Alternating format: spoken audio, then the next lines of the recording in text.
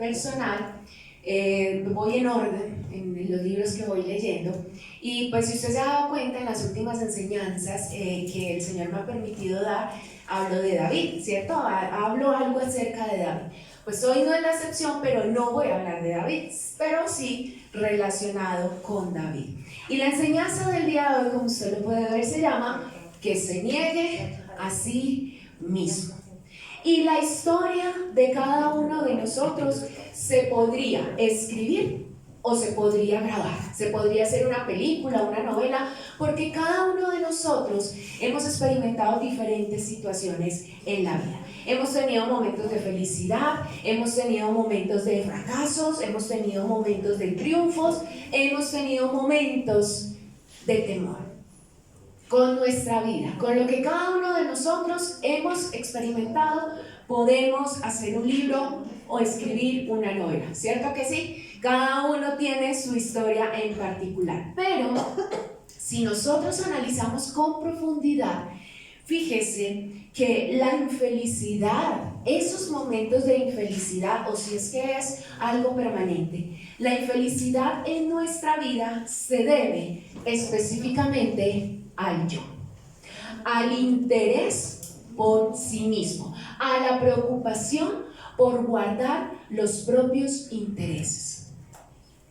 La mayoría de los momentos de infelicidad se deben a que el yo no puede alcanzar, no puede lograr, no se puede realizar, no consigue lo que desea, no consigue lo que tanto ha anhelado. ¿Por qué? Porque es que necesitamos, hay una necesidad fuerte de poder realizarnos, de poder alcanzar y de poder cumplir sueños y metas. Y cuando esto no sucede, genera infelicidad, genera insatisfacción. Porque después de tanto tiempo todavía no he podido tener mi casa, tanto que me he esforzado. Y cuando vemos que otras personas van avanzando, eso a veces genera más infelicidad. La infelicidad y la falta de paz en nuestra vida finalmente se deben a la separación del yo con Dios. ¿Sabe por qué? Porque cuando yo me enfoco en lo que yo necesito, en lo que yo deseo, pero no lo alcanzo, me desenfoco de Dios. Y hay una separación, en donde pongo en primer lugar el yo, en donde pongo en primer lugar mi persona, mis intereses, mis necesidades. Cuando una persona está en verdadera comunión con Dios, a pesar de que esté en la cárcel y con los pies amarrados al cepo, tiene paz y felicidad, a pesar de que la gota caiga por sus mejillas. Yo no estoy diciendo que con el Señor uno no va a sentir emociones como tristeza, como temor, como enojo. Sí, esas son emociones que adquirimos a raíz precisamente de la separación de Dios con el hombre, a raíz del pecado. Se puede experimentar esa tristeza, pero cuando yo tengo una verdadera comunión con Dios, yo sé que aún en esa tristeza, aún con las lágrimas rodando, Dios va a hacer algo. ¿Usted lo cree? ¿Usted lo ha vivido? Cuando uno dice, está complejo el asunto, pero yo no sé por qué tengo tanta confianza en que Dios va a hacer algo. Y si eso no ha sucedido, es porque, infortunadamente, quien está reinando, quien está en el primer lugar, es el yo. Es el hecho de no he podido conseguir lo que he anhelado. ¿Cuántas veces nosotros nos podemos sentir infelices? Haga usted el ejercicio mental. En una semana, ¿cuántas veces, en esta semana que pasó, cuántas veces usted y yo nos pudimos sentir infelices, frustrados, porque algo no se dio, porque algo fue difícil, porque las cosas no salieron como queríamos? Y la respuesta tiene que ver con la frecuencia en la que pensamos y nos buscamos a nosotros mismos. Si yo constantemente me siento infeliz, si yo constantemente me siento frustrado, es porque constantemente estoy enfocado en mí mismo. Es porque constantemente estoy buscando satisfacer u obtener lo que yo deseo, lo que yo quiero. Entonces, ¿cómo así? No hay que soñar, no hay que tener planes, no hay que programarse. Sí, está bien, está perfecto, ¿sí? Y es necesario tener un proyecto de vida. Pero cuando esas cosas no llegan, ¿cómo es mi respuesta? ¿Son más momentos de infelicidad, de queja, de preguntas? ¿Cómo respondo cuando eso que yo tanto anhelo no llega? ¿Sabe una cosa? Es cuestión de enfoque. Es cuestión de enfoque. Cuando yo cambio el enfoque, ya no miro más el yo, ya no me miro a mí, la perspectiva cambia. Pero si mi enfoque es constantemente el yo, sí mismo, la perspectiva también cambia y veo todo complejo o difícil. Y vamos a empezar por un principio, y que de pronto eso al hombre, al ego, al orgullo puede sonar muy fuerte, y es que el principio del propósito de la creación del hombre es para que fuera a adorar a Dios. El hombre fue creado para glorificar a Dios, no para glorificarse a sí mismo. Pero hoy día vemos todo lo contrario.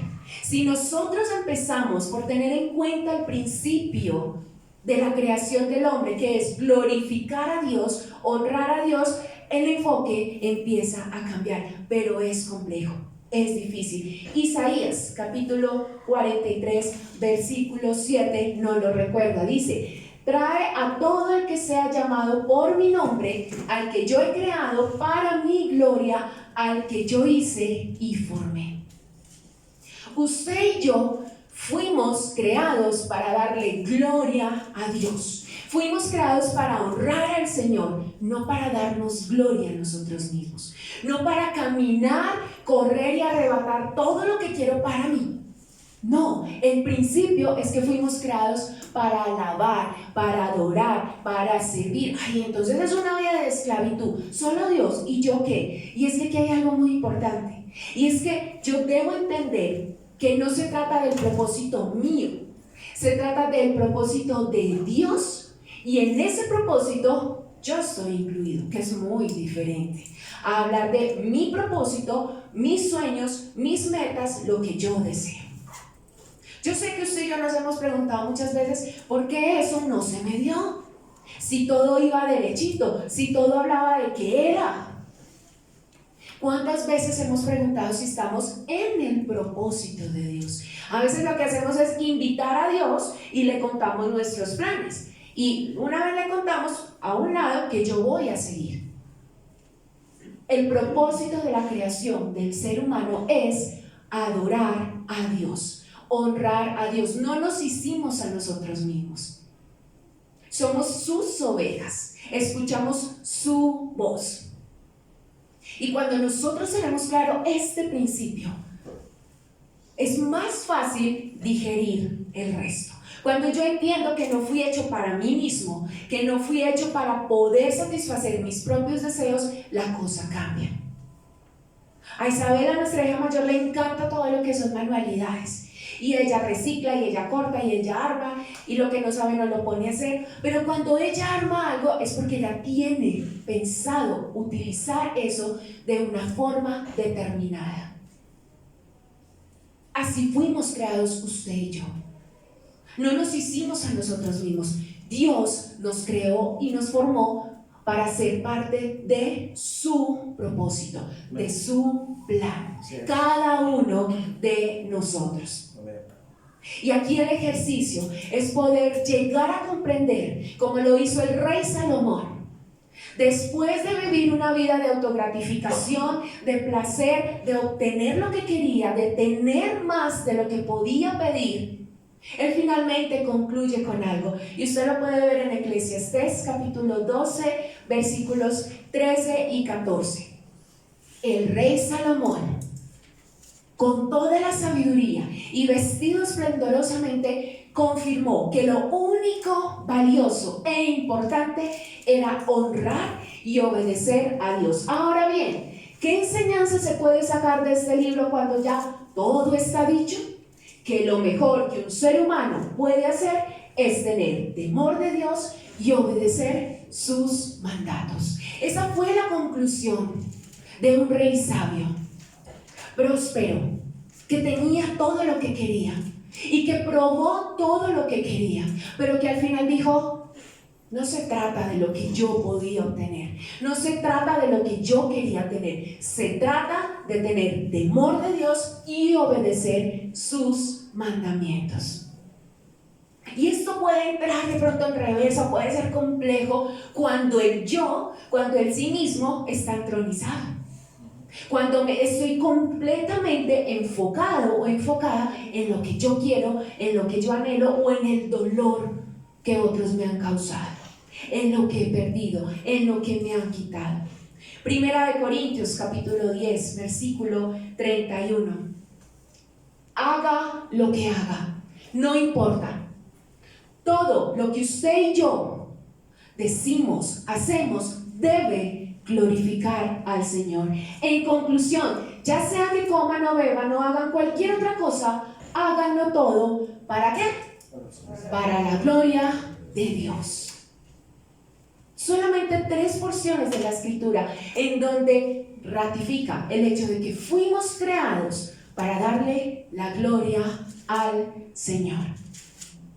Nosotros no merecemos alabanza, pero sí la buscamos. Un niño no merece ser alabado. Un niño y un adulto necesitan afirmación, que es muy diferente. El único que merece toda alabanza es Dios, y alabar es recordar, magnificar todo lo bueno de esa persona. Eso es alabar. Pero cuando al ser humano se le alaba, se le daña, se le destruye. El ser humano necesita afirmación. ¿Y qué es afirmar? Es consolidar, es decirle a esa persona: tienes una posición. Hay aspectos buenos y hay aspectos malos, pero perteneces. Eso es afirmar, y eso es lo que hace el Señor Jesús con nosotros: afirmarnos, mas no alabarnos. Pero en muchas ocasiones esperamos alabanza. No me dijiste cómo lo hice, ¿sí? Pero mira todo el esfuerzo, mira todo mi trabajo y no lo viste. O sea, pasó desapercibido, porque estamos enfocados en lo que ese yo necesita. Y la vida siempre trae altos y bajos, pero no podemos olvidarnos del propósito por el cual fuimos creados, y por eso esta introducción. ¿Es claro cuál es el propósito por el cual fuimos creados? ¿Para qué? Dígalo usted. Para dar la gloria a Dios, no para gloriarnos.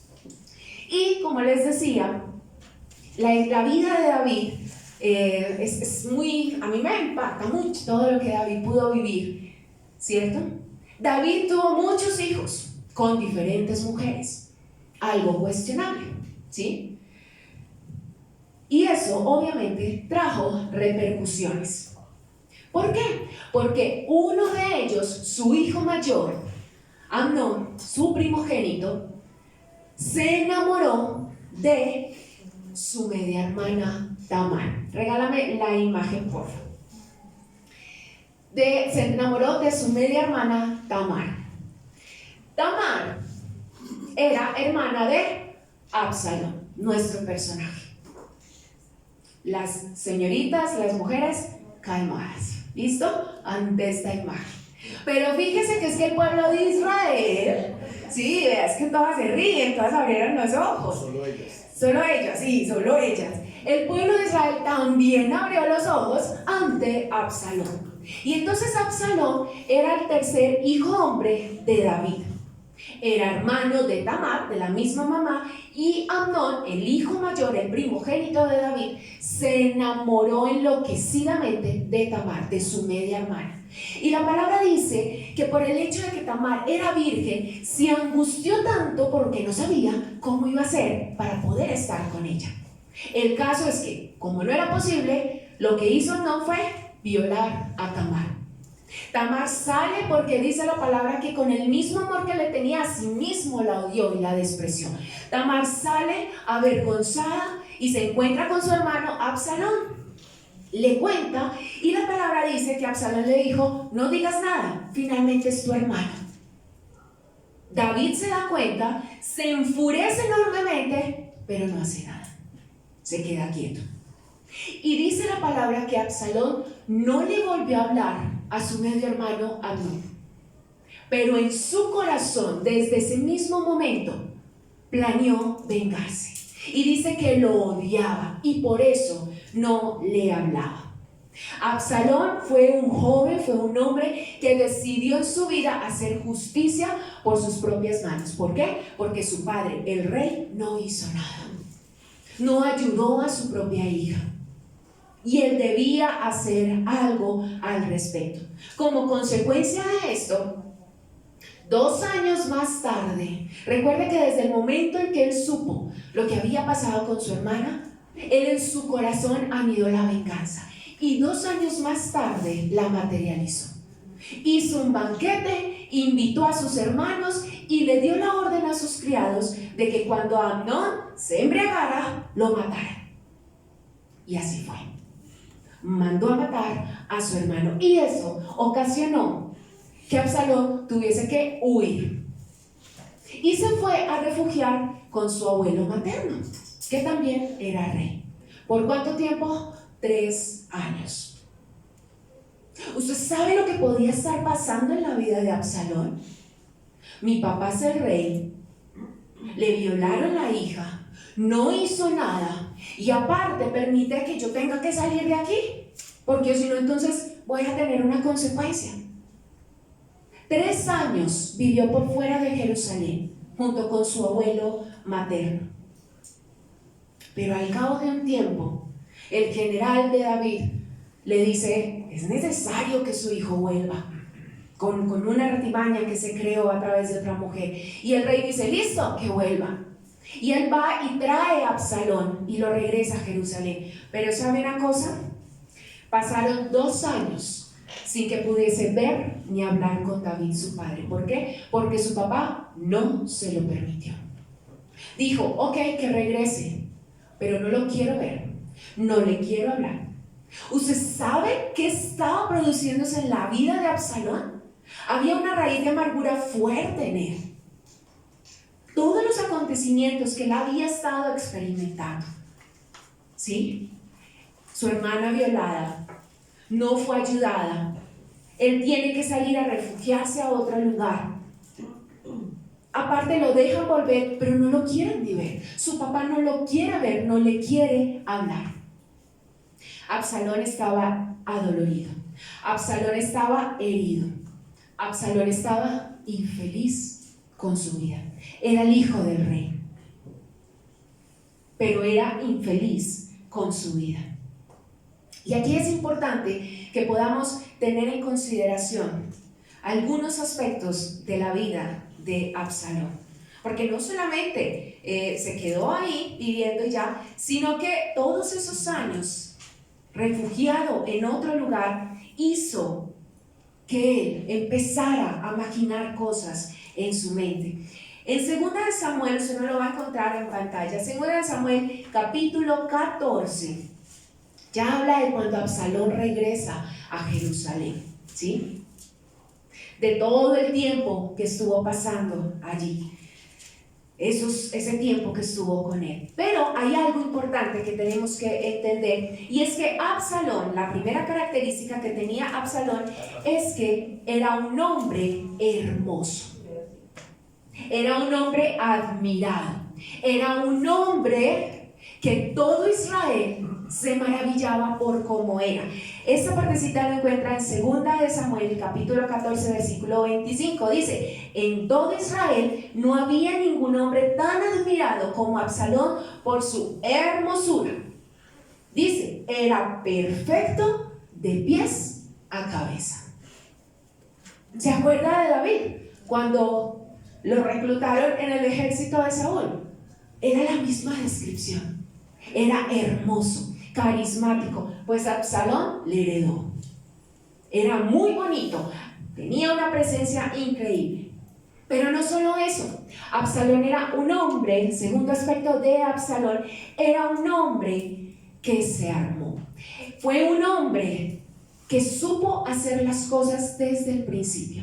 En el capítulo 15, estamos en 2 de Samuel, versículo 1, dice: pasado algún tiempo, Absalón consiguió carros de combate, algunos caballos y una escolta de 50 soldados. Absalón ya traía algo en mente. Todo ese tiempo apartado de su padre y esos 2 años estando en Jerusalén pero sin ver a su padre, ya Absalón estaba maquinando, porque es que había sido injusto el trato con él. Él le hizo justicia a Tamar, él la defendió y aparte no recibió nada a cambio. Entonces él tenía que hacer algo por sí mismo. Un tercer aspecto es que Absalón era un hombre disciplinado. Era un hombre astuto, era un hombre que tomaba la iniciativa, que no se quedaba atrás. Tal vez muchos con la situación de Absalón se hubieran deprimido, se hubieran apartado, hubieran dejado todo atrás. No, Absalón hizo todo lo contrario. Sabía de su belleza física y que era llamativo para todo Israel. Aparte se armó, así como lo hizo la primera vez, que hizo que sus criados hicieran algo. En esta ocasión él se armó, no estaba solo. Y tercero, miren lo que hace al ser un hombre disciplinado, astuto y con iniciativa. En el versículo 2 del capítulo 15 dice: se levantaba temprano y se ponía a la vera del camino junto a la entrada de la ciudad. Cuando pasaba alguien que iba a ver al rey para que le resolviera un pleito, Absalón lo llamaba y le preguntaba de qué pueblo venía. Aquel le decía de qué tribu israelita era y Absalón le aseguraba: tu demanda es muy justa, pero no habrá quien te escuche de parte del rey. Enseguida añadía: ojalá me pusieran por juez en el país. Todo el que tuviera un pleito o una demanda vendrían a mí y yo le haría justicia. O sea, yo quiero que usted apele a su imaginación y se imaginen a este hombre parado en la entrada y hablándole de esa manera a todo el que venía con una necesidad y diciéndole: no te van a responder, pero si a mí me pusieran como juez, yo te lo soluciono de una. ¿A quién le hablaba? Al yo de esos otros que llegaban, porque esos otros necesitaban algo. Y él les estaba diciendo: yo te lo puedo resolver. Un cuarto aspecto es que Salomón se mostró como un hombre justo, amable, sabio, confiable, cercano a la gente. En el versículo 5, estamos en el capítulo 15 de 2 Samuel, dice: además de esto, o sea, de hablarle al oído a las personas, dice: si alguien se le acercaba para inclinarse ante él, es que sabían que era el príncipe, Absalón le tendía los brazos, lo abrazaba y lo saludaba con un beso. Esto hacía Absalón con todos los israelitas que iban a ver al rey para que les resolviera algún asunto. Y así fue ganándose el cariño del pueblo. ¿Esto cada cuánto lo hacía? Todos los días. Y así se fue ganando el cariño del pueblo. Un hombre supremamente astuto, supremamente disciplinado, un estratega. Y ese es el quinto aspecto de la vida de Absalón. Absalón tuvo paciencia para ejecutar su plan de venganza. Absalón supo hacerlo todo muy bien, aparentemente. Él se dedicó a hacer realidad lo que él creía que se merecía y que no le habían dado, porque fueron injustos, porque recibió un trato que no era acorde. En los versículos 9 al 12 dice: él le pide a su papá que lo deje ir donde él vivía antes con su abuelo materno para hacer un sacrificio, y el rey le dice: tranquilo, vaya, porque después él se enojó y dijo, pero al que lo trajo le dijo: pero usted me hace venir acá a Jerusalén aquí, pues mejor me hubiese quedado allá, entonces necesito hablar con el rey. Pero este general dijo no. ¿Y qué hizo él? Le quemó toda la cosecha. Entonces el general dijo: listo, Entonces permitió que fuera donde el rey y ya David lo dejó entrar y le dio un beso. Entonces en esta ocasión Absalón le dice que él quiere ir a rendir un sacrificio. Y el rey le dice, vaya. Y le dice, versículo 9, vete tranquilo, respondió el rey. Absalón emprendió la marcha a Hebrón, pero al mismo tiempo envió mensajeros por todas las tribus de Israel con este mensaje. Tan pronto como oigan el toque de trompeta, exclamen, Absalón reina en Hebrón. Además, desde Jerusalén llevó a Absalón a 200 invitados, los cuales lo acompañaron de buena fe y sin sospechar nada. Versículo 12. Luego, mientras celebraban los sacrificios, Absalón mandó a llamar a un consejero de su padre David, el cual se llamaba Ahitofel y era del pueblo de Gilo. Así la conspiración fue tomando fuerza y el número de los que seguían a Absalón crecía más y más. Ya estaba hecho. Supo cómo hacerla. Ya tenía todo preparado. Pero asimismo, como Absalón era un hombre enfocado en sí mismo, quería hacer justicia, quería hacer que las cosas sucedieran por lo que él consideraba que necesitaba, se rodeó mal. Y empezó a recibir consejos que no eran correctos, consejos que le gritaban a su yo para decirle, si haces esto, vas a obtener lo que quieres. Y uno de esos tantos consejos fue, la única forma de que el pueblo, todo el pueblo de Israel, vea que tú eres el rey, es acuéstate con las concubinas de tu padre. Tu padre ya salió despavorido. David, cuando supo que él estaba llegando a Jerusalén, se marchó y dijo, vámonos antes de que Absalón termine con nosotros. Y dejó a 10 concubinas al cuidado del palacio. Entonces a Absalón no le pareció mal, y lo que dice la palabra es fuerte. En el capítulo 16, versículo 22 de segunda de Samuel, hizo caso al consejo y dice, perdón, en el capítulo 15,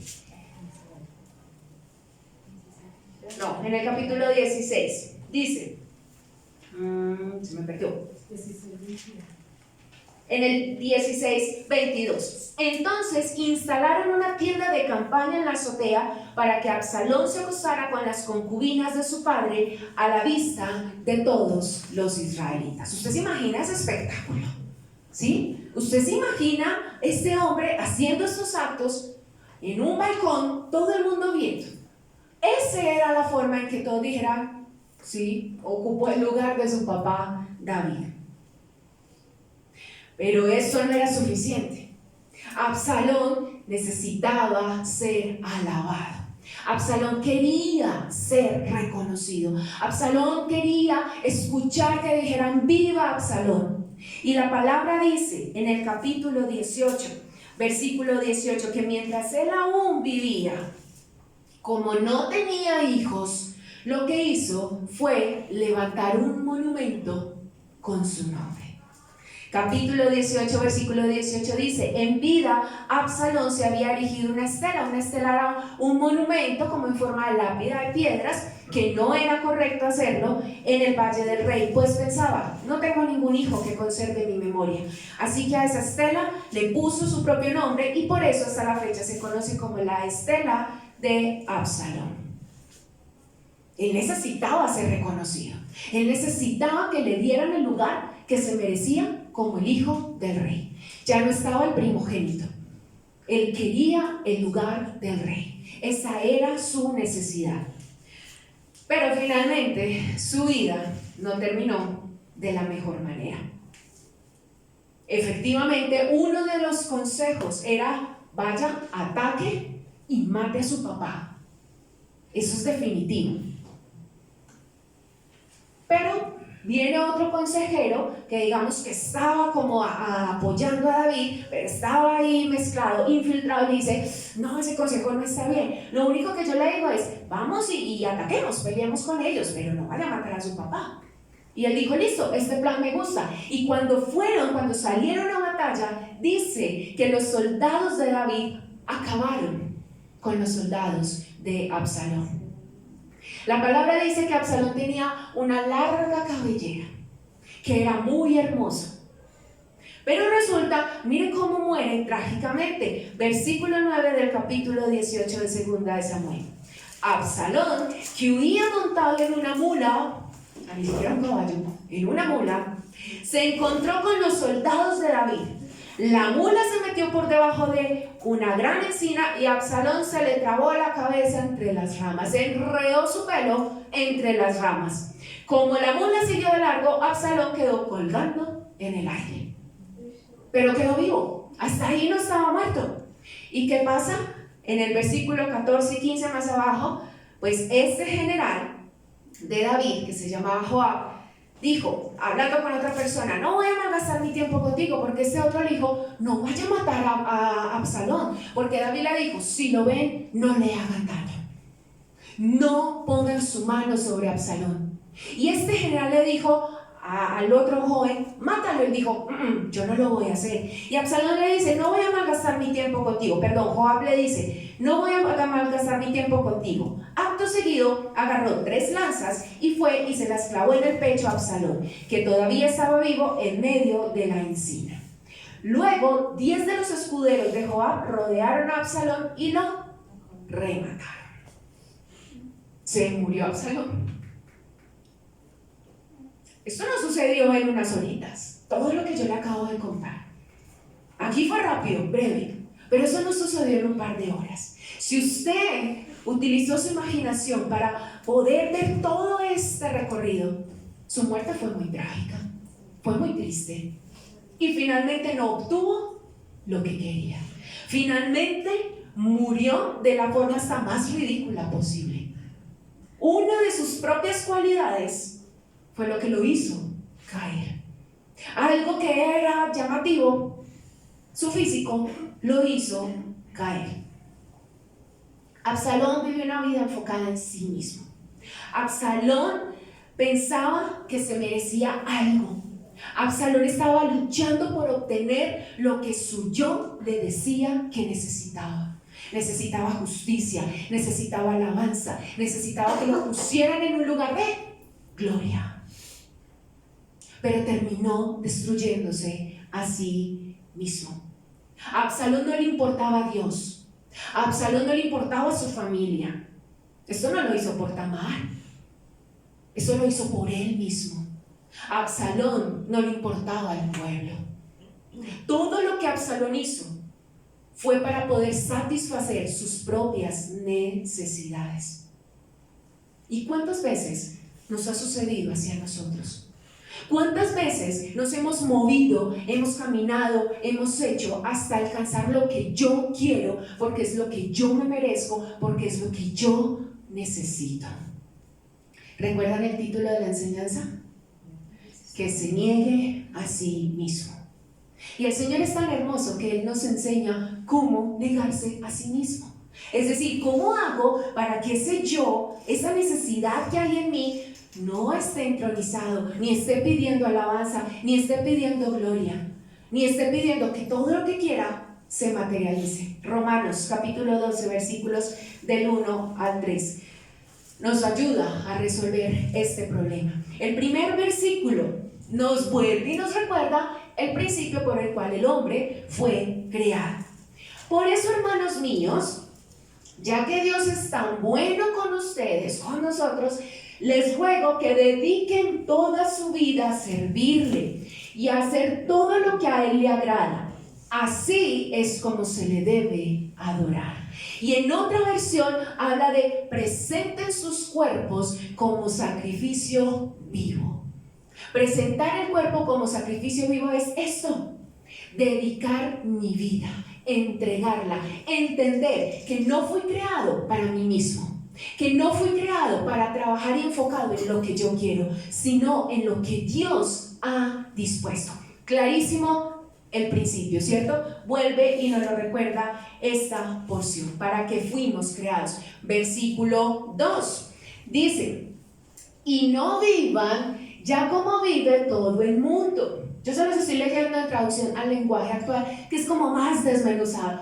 Y no vivan ya como vive todo el mundo. Al contrario, Cambien de manera de ser y de pensar. Así podrán saber qué es lo que Dios quiere, es decir, todo lo que es bueno, agradable y perfecto. En otra versión dice, no se conformen al mundo actual, sino transformen su manera de ser. Y aquí hay algo muy importante. Miren lo que nos dice la palabra. No vivan más como los que viven en el mundo, como el sistema, ¿sí? Por favor, no lo sigan haciendo. Y el sistema todo el tiempo nos recuerda cuál es la filosofía de vida del mundo. Y la filosofía del mundo es centrado en el yo, ¿sí? Tienes que autorrealizarte, tienes que superarte, tienes que empoderarte, tienes que alcanzar, tienes que obtener. Ay, pero ¿qué hay de malo en eso? ¿Qué hay de malo en superarse? ¿Qué hay de malo en crecer? No hay nada de malo en crecer si yo no ocupo el primer lugar. Porque si yo ocupo el primer lugar y yo no estoy enfocado en Dios, estoy enfocado en mí mismo. Y recordemos cómo terminó Absalón, ¿sí?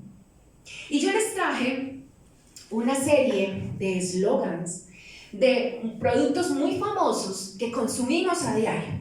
Alimentos como café, bebidas gaseosas, pan, productos como carros, ¿sí? Como computadoras, son productos del día a día, ¿sí? Y que nosotros constantemente estamos viendo en televisión o con algún dispositivo o escuchando por la emisora. Y muchos de esos productos tienen sus eslogan en inglés. Entonces a veces ni sabemos qué es lo que nos están diciendo, qué nos están vendiendo, pero vamos derechito. Estos son algunos de esos eslogans y yo sé que usted tal vez los ha escuchado. El primero de ellos es: tú puedes ser lo que quieras ser. Este es mucho de niños, muy infantil. Otro, mereces más. Ese está boom ahora. Tiene que ver con telecomunicaciones. Con tal cosa, mereces más. No te conformes con menos. Otro, simplemente hazlo. Piensa diferente, porque tú lo vales. Otro es: a que no puedes comer solo una. Otra, despierta a la vida. Otra, destapa la felicidad. Con tal, te da alas y vuelas hasta lo más alto. Lo mejor está llegando. Encuentra nuevos caminos. Una vida mejor, un mundo mejor. Nada es imposible.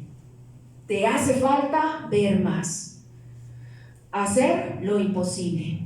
No vivas la vida sin ella, sin ese producto. En todas partes donde quieras estar. Lo mejor que un hombre puede conseguir.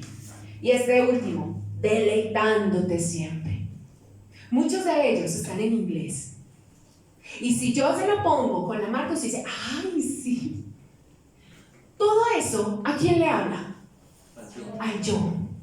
Tú lo puedes, consíguelo, no te conformes, mereces más, no te conformes. Y eso es lo que constantemente nosotros estamos recibiendo por la publicidad.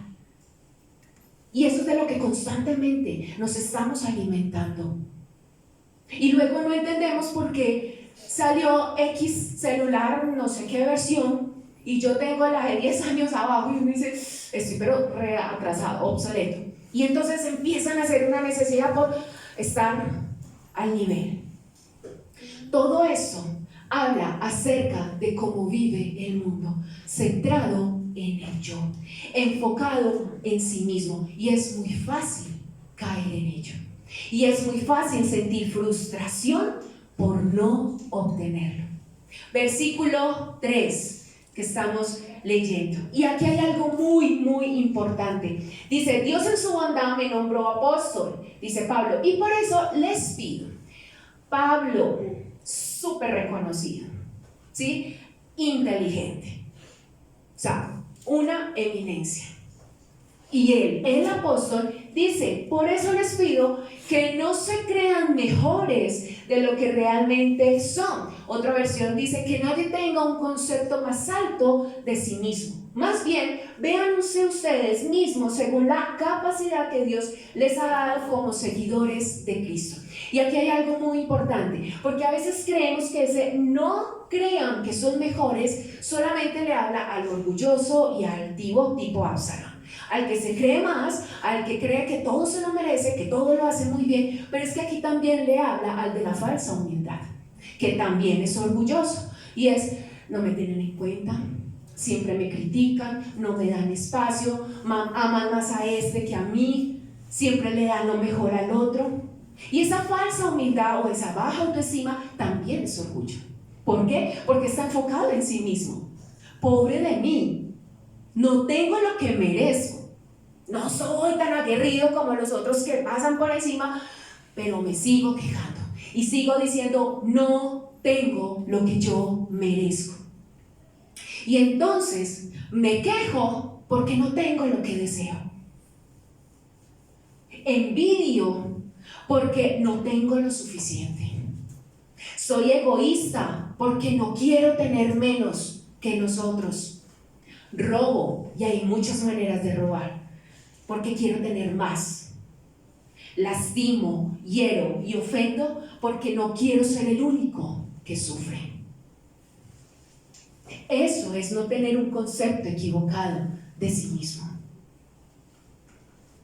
Y la palabra nos habla de que esto lo puede experimentar cualquier persona, teniendo mucho o teniendo poco.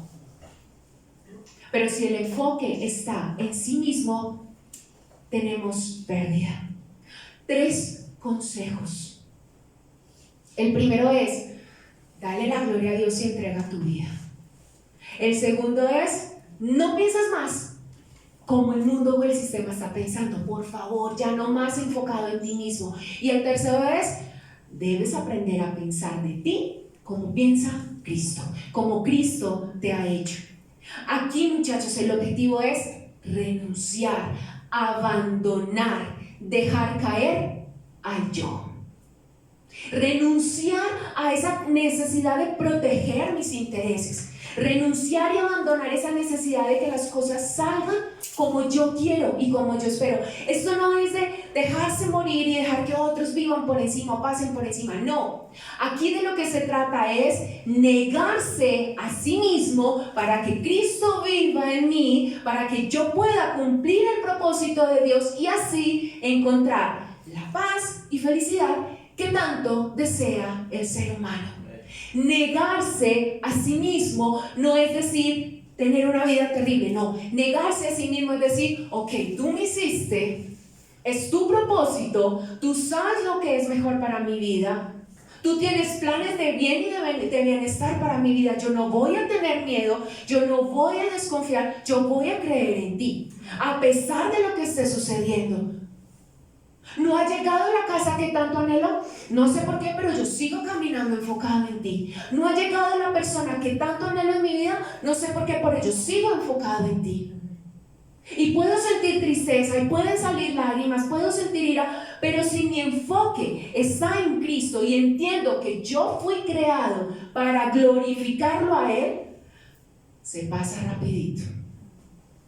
Se pasa rapidito y yo aprendo a ser más agradecido. Lucas capítulo 9 versículo 23-25 pues nos recuerda el que se niegue a sí mismo.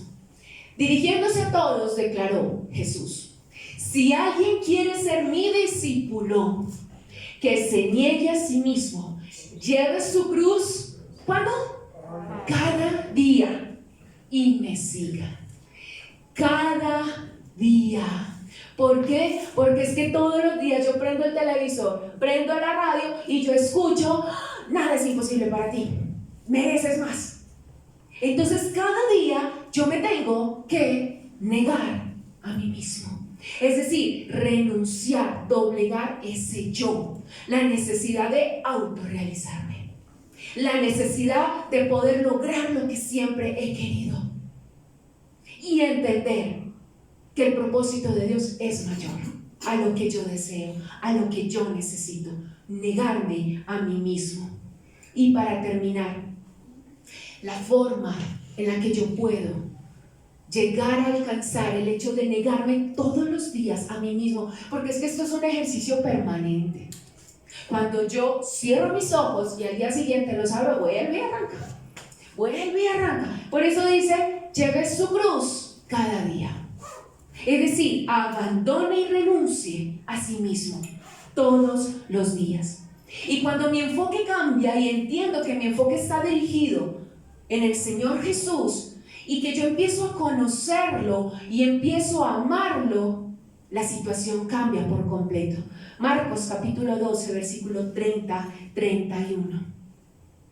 Cuando yo conozco y amo a Dios por encima de mí mismo, yo estoy aprendiendo a negarme a mí mismo. Dice, ama al Señor tu Dios con todo tu corazón, con toda tu alma, con toda tu mente y con todas tus fuerzas. Déjame ahí un momentico.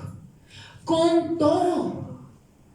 Recordamos ahorita el primer versículo de la triada de entreguen y dediquen su vida completica. Cuando yo conozco y amo a Dios y me entrego completamente, es el primer paso que yo estoy dando para negarme a mí mismo, para dejar de conseguir y de buscar alabanza. Y cuando yo logro eso, yo aprendo a amarme y a amar al prójimo. El versículo 31 dice en el siguiente, el segundo mandamiento más importante es parecido al primero. Ama a tu prójimo como a ti mismo. No hay otro mandamiento más importante que estos. La única forma de yo amarme, la única forma de yo amar al otro es amando a Dios con todo. Es que mi enfoque, es que mis ojos ya no estén en el espejo contemplándome y mirando lo que necesito, lo que deseo, lo que me hace falta, sino enfocado en mi Creador, enfocado en mi Padre. Y cuando yo aprendo a amar a Dios, yo aprendo a amar a mi prójimo como es, porque yo entiendo que no se trata de mí, porque yo entiendo que se trata es de Él, y que Él es el que hace la obra en mí, Él es el que hace la obra en el otro. Que se niegue a sí mismo, una tarea de todos los días, momento a momento, segundo a segundo, negarme a mí mismo. Porque el principio de la creación del hombre es glorificar a Dios, glorificar a su Creador. Y cuando yo aprendo a glorificar a mi Creador, cuando yo aprendo a alabar al Señor, cuando yo amo al Señor con todo, yo puedo entender que Dios tiene planes de paz y de bienestar para mi vida. Y que aunque vengan situaciones difíciles, porque estamos en el sistema, no estamos solos. Y esa es la confianza que usted y yo tenemos. La única manera de negarnos es amando con todo al Señor. Yo le invito a que se ponga sobre sus pies y que usted pueda tener este momentico ya para terminar con el Señor. Solamente usted sabe, usted y yo sabemos delante del Señor cómo es nuestra vida, qué tan larga tenemos la cabellera y qué tan fácil nos podemos enredar. Solamente usted y yo sabemos cuál es la condición de nuestro corazón, con qué batallamos, qué es lo que deseamos, qué es lo que por tanto tiempo hemos gritado: es injusto, no me lo merezco, no puede ser así, entonces tiro la toalla, entonces no más, esto es muy difícil. Volvamos nuestra vista al Señor, enfoquémonos nuevamente en Él, en el Creador. Él nos formó y no nosotros a nosotros mismos. Dirá el barro al alfarero: ¿qué has hecho conmigo? No. Dios es todopoderoso, Dios es bueno, es bondadoso, es misericordioso, y esa debe ser nuestra esperanza de vida, que solamente en Él obtenemos felicidad y paz, y no como la que nos ofrece el sistema. Gracias, Espíritu Santo de Dios. Te pedimos, Señor, que seas tú ayudándonos, fortaleciéndonos, Señor.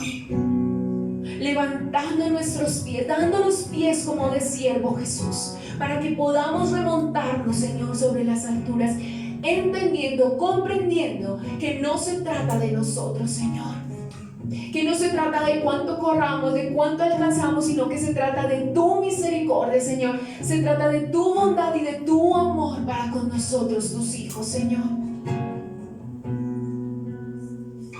Si humanamente, Dios, damos a nuestros hijos lo que necesitan, tú no harás lo mismo, Señor, dice tu palabra. Gracias, Espíritu Santo de Dios. Gracias por esa paz, Señor, que sobrepasa todo entendimiento. Gracias, Señor, porque tú recoges cada una de nuestras lágrimas, Señor. Porque tú conoces la aflicción. Porque tú conoces todo lo que vivimos, Señor. Porque tú sabes de qué tenemos necesidad y nos das exactamente lo que necesitamos, Dios. Espíritu Santo, enséñanos a ser agradecidos, a entender, Señor,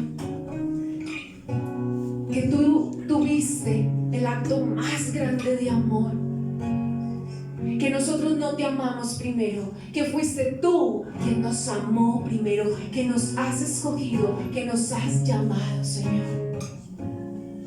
Gracias, Espíritu Santo de Dios. Ayúdanos a menguar, Señor. Ayúdanos a que cada vez ese yo se doblegue más, nuestra naturaleza se doblegue más, y que seas tú el que se entronice, que seas tú el que requiere de alabanza permanente, que seas tú el que requiere de honra, de respeto, de renombre, Señor Jesús, porque eres tú nuestro creador, Señor. Gracias, Espíritu Santo de Dios. Queremos conocerte más, enamorarnos más de ti, Señor. Te amamos, Padre Santo.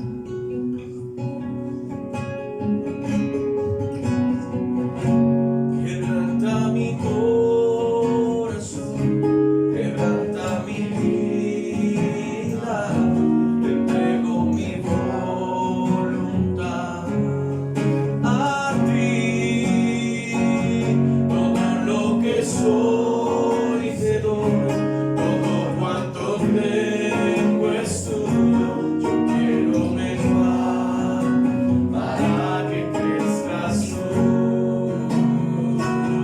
Quebranta mi corazón, quebranta mi vida, entrego mi voluntad a ti. Todo lo que soy te doy, todo cuanto tengo es tuyo. Quiero menguar para que crezcas tú. Quebranta mi corazón, quebranta mi vida, entrego mi voluntad a ti.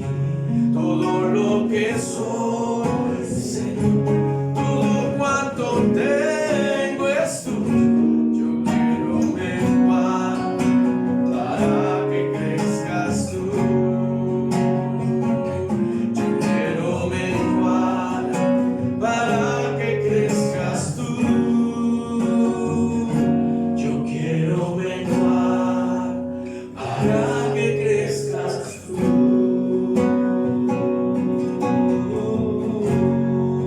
Señor, te damos gracias esta mañana. Salimos de este lugar en bendición, porque tu palabra es verdad, porque tu palabra nos alimenta, porque tu palabra nos sostiene, Señor. Gracias por confrontar nuestra vida. Gracias, Señor, por llevarnos más allá de lo que podemos imaginar. Gracias por confrontarnos con tu amor, y gracias por promovernos, Señor del cielo, a través de tus promesas. Tú lo has dicho y tú lo mientes. Gracias, Señor, en el nombre precioso de Jesús. Yo bendigo la vida de mis hermanos. Tu bendición, Padre, tu bendición, Hijo, y tu bendición, Espíritu Santo, sobre cada uno de ellos y sus casas. Gracias por llevarles en bendición. Gracias por permitirles una nueva semana, Señor, en tu dirección. En Cristo Jesús te damos honor y te damos gloria solo a ti, Señor. Amén y amén. Un abrazo. Tu voz es vida en el desierto, en los tesoros de tu boca yo tengo identidad, no me falta nada, en ti está mi realidad. Al tomarte de la mano tú eres mi eternidad.